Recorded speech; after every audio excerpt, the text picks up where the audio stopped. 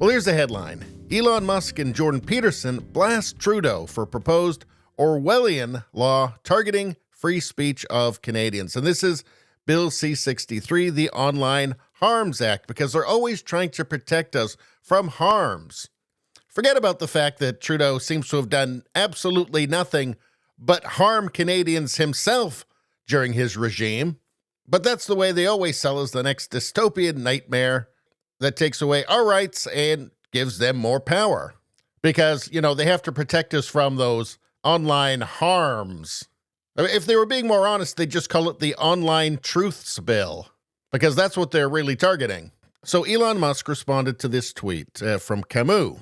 The Trudeau regime has introduced an Orwellian new law called the Online Harms Bill C-63, which will give police the power to retroactively search the internet for hate speech violations and arrest offenders, even if the offense occurred before the law existed.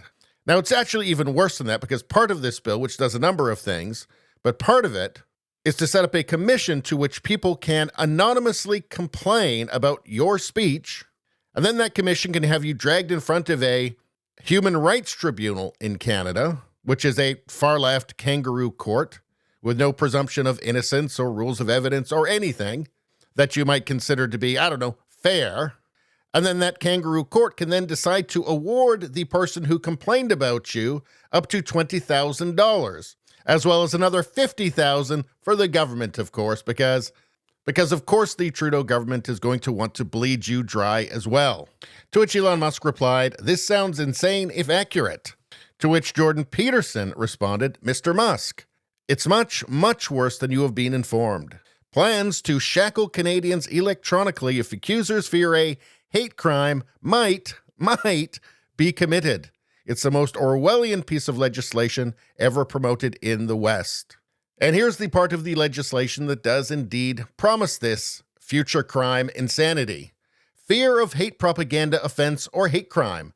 A person may, with the Attorney General's consent, lay an information before a provincial court judge if the person fears, on reasonable grounds, that another person will commit, and then just whatever is going to count as hate speech. Spoiler alert, it's going to be pretty much anything sane.